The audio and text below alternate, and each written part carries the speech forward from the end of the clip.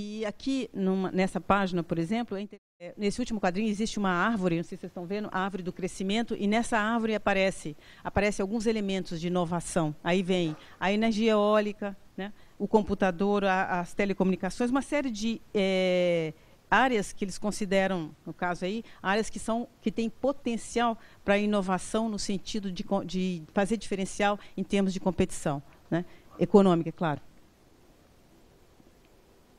E nessa página dessa associação, que também é bastante importante, é uma associação internacional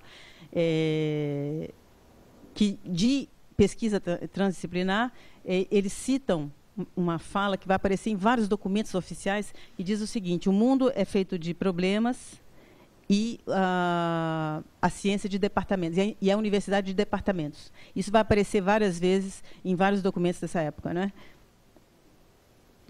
E eles misturam um pouco o discurso da complexidade, o discurso da sustentabilidade com a questão da transdisciplinaridade, mas nesse sentido de um elemento, uma necessidade para que se inove, para que se crie novas coisas, para que se compita melhor no mercado.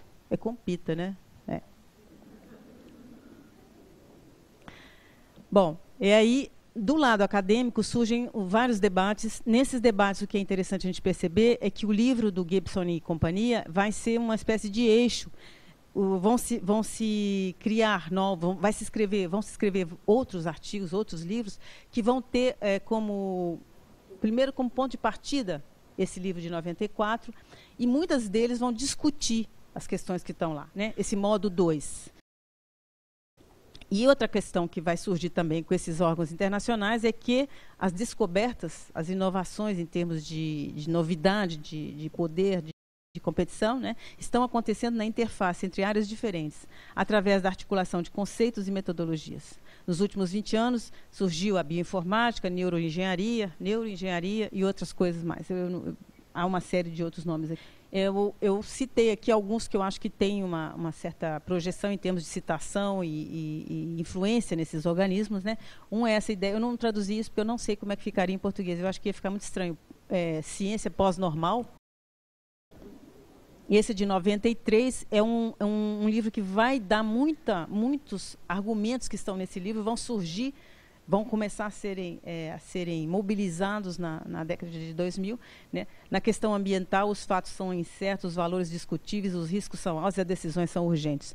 É o tom um pouco dessa ideia. O pós-normal aqui é no sentido de que não é mais nos moldes acadêmicos. Então, o normal seria esse molde do tipo de conhecimento 1, né?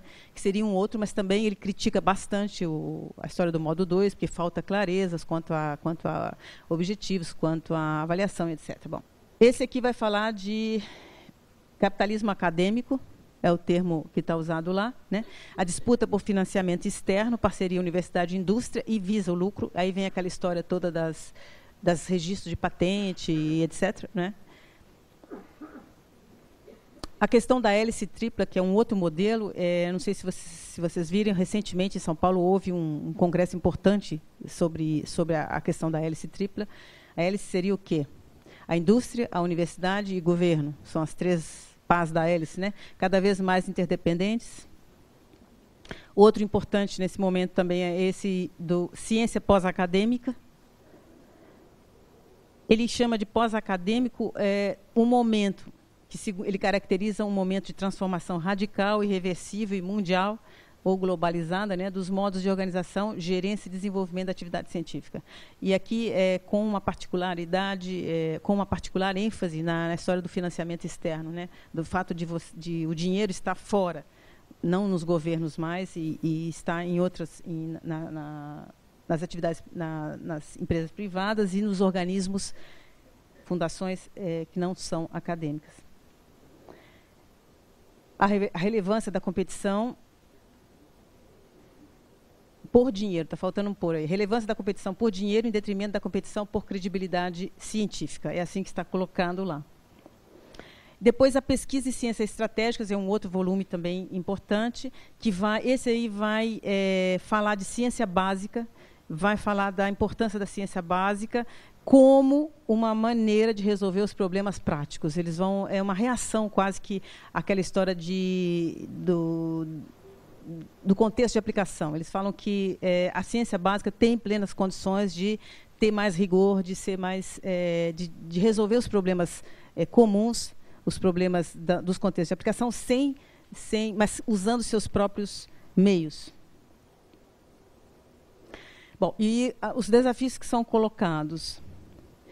A primeira questão da transdisciplinaridade são os múltiplos e controversos critérios de classificação. Até hoje, você tem organismos que classificam as pesquisas em função de parâmetros diferentes, né? Eu acho que a gente conhece um pouco isso aí, né? No documento de 72, por exemplo, a OECD tinha essa classificação aí para uso de suas avaliações, né? Ela fazia... A questão, nessa época, era discutir o que é disciplinar, o que é multi, o que é pluri, o que é interdisciplinar. E o transdisciplinar aqui, isso aí é um pedacinho do documento, né? É um sistema comum de axiomas para um conjunto de disciplinas. Nesse momento, é isso que está lá. Já num documento de 82, eles já abandonam aquela discussão lá e usam duas categorias apenas, né?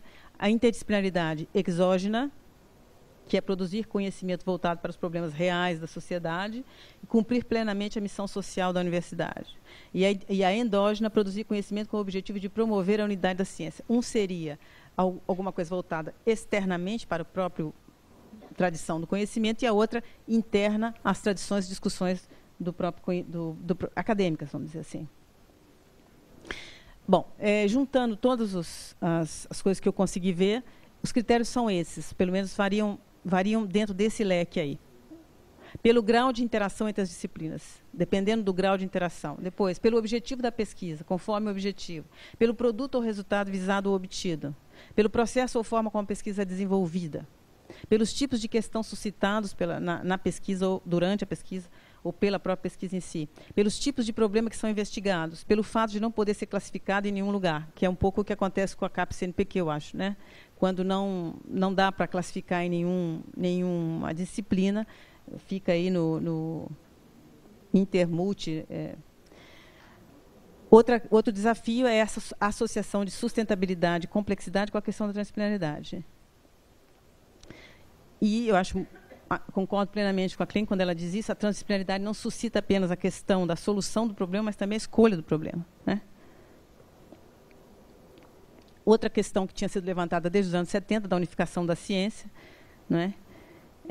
Eu acho que isso já ficou...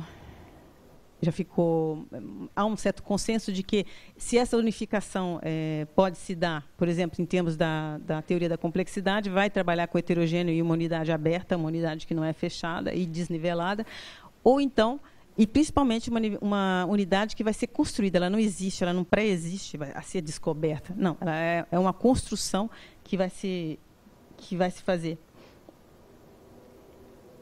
Com relação à unificação da linguagem, que tinha sido o primeiro objetivo lá na frente, né? Eu também concordo com ela quando ela diz não existe uma linguagem comum, né? Existe negociação contextual, contextualizada e, simultaneamente, uma atitude, uma forma de ação. Eu acho que isso a mim me parece ser a orientação que nos interessa. Bom. Aí aparece outro desafio, talvez o que é mais falado, o que é mais discutido, o que tem mais discussão, assim, contrapontos mesmo, é esse dos critérios de avaliação. Critérios acadêmicos tradicionais são complementados por outros de natureza econômica, política, social, cultural. Isso em termos gerais. A questão da metodologia ter que ser adaptada e ter que ser transformada em função do desenvolvimento da pesquisa é a grande questão que está sempre em discussão, né? E o fato de ter terceiros, né, não cientistas, dentro das pesquisas é outra discussão também. A gente conhece bem isso aí. Bom, a outra questão que tem surgido também é da curricularização da transdisciplinaridade. Por quê? Porque o inter e o transdisciplinar, voltados para a inovação, mesmo que a gente incorpora a questão da inovação, exige um tipo de cientista ainda por ser formado, ou seja, não completamente novo. Isso é voz geral, é uma questão que se coloca o tempo todo, como formar gente que possa trabalhar nessa visão, nessa perspectiva. A segunda questão é que configurações, então, me parece que iluminam aquilo que a gente já conhece e já faz, não é? Eu acho que é importante a gente considerar o seguinte, que a transdisciplinariedade virou moda, eu acho que nesses documentos, principalmente os mais recentes, esse termo está sendo usado para todo quanto é lado, e não sei se vocês têm visto também, mesmo o jornal, a gente tem visto essa palavra, né? Ela virou um termo assim, que remete, vamos dizer, a uma discussão da hora, uma discussão do momento. Mas me parece que, para nós, ela já era uma questão de essencial com relação ao pensamento, ao conhecimento, mas também à ação, né, de orientação de ação. A transdisciplinaridade é, antes de mais nada, um princípio de pesquisa, ou seja, não é uma teoria nem um método. Eu acho que isso é um consenso, pelo menos nas ciências humanas, sim. Outra questão que eu acho que é interessante, porque também nos interessa, é o foco na complexidade. Para quem, no meu caso, eu peguei duas referências, né? Uma dos que trabalham com língua primeira, língua materna, e outros de língua segunda. Mas eu peguei um exemplo, mas há outros, eu acho que dentro da nossa área tem muita gente que faz, que tem outras perspectivas. Vou pegar a perspectiva da etnografia, que é com que eu trabalho, né? Eu acho que o Blumest é muito feliz nessa observação dele, não é? A perspectiva etnográfica, a etnografia não como método, não como técnica, né?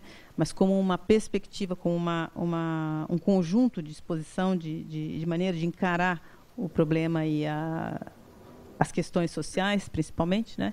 Ela tem esse foco de não redução da complexidade, né? No nosso caso, geralmente associado à pesquisação, à participativa, estudo de caso, que vai introduzir a questão da participação também de não cientistas no desenvolvimento da pesquisa, e o foco no caráter situado, interpretativo e hipotético do conhecimento. Eu também acho que o Blumert foi muito feliz nessa observação dele aí. A gente costuma ver nos nossos projetos, né, você, quando fala de algumas questões que estão debatidas em outras áreas, a gente fala, mas já é consenso na linguística aplicada, que isso, que aquilo, que aquilo. Eu acho que essa visão da etnografia, pelo menos para mim, ela contempla essa questão que é importante, pelo menos, para a discussão da transdisciplinaridade, no meu ponto de vista. Outra mais presente no estudo das línguas estrangeiras, essa abordagem sistêmica. A Freeman é bem conhecida, não é? Tem os trabalhos já dos anos 90, mas nesse documento de 2011, ela vai reafirmar, né, a relação que ela faz com a teoria sistêmica, com a teoria da complexidade, no estudo da sala de aula do ensino de língua estrangeira. Com relação à terceira pergunta, de que modo as tais configurações podem contribuir para a identificação de novas possibilidades, não só para a pesquisa, mas também para o ensino, eu destaquei algumas questões, mas eu tenho a impressão que vocês talvez acrescentem ou sugiram outras, né? Eu acho que a questão do conceito é preciso, eu acho que talvez fosse interessante retomar essa conceituação, não é? A transdisciplinaridade como prática não é uma instituição, e essa questão da contextualização, da adaptabilidade e as possibilidades de contribuição. Essa página aqui da pesquisa online da FAPESP, não sei se vocês viram o último número, é uma reportagem de capa, Viagem Transdisciplinar. Viagem transdisciplinar, por quê? Porque um físico foi lá medir não sei o que de magnético de uns edifícios e ele percebeu que havia lá uma medida interessante. Aí ele foi comunicado aos arqueólogos, a não sei mais quem, outras áreas, e essas outras áreas passaram a se interessar pelos dados que ele tinha colhido nos edifícios. Então o transdisciplinar, na reportagem, essa palavra não aparece mais, mas é o tema, porque isso é o que poderia ter sido multidisciplinar, seria mais conveniente, no caso, pelo teor do conteúdo lá do negócio, que fosse multidisciplinar.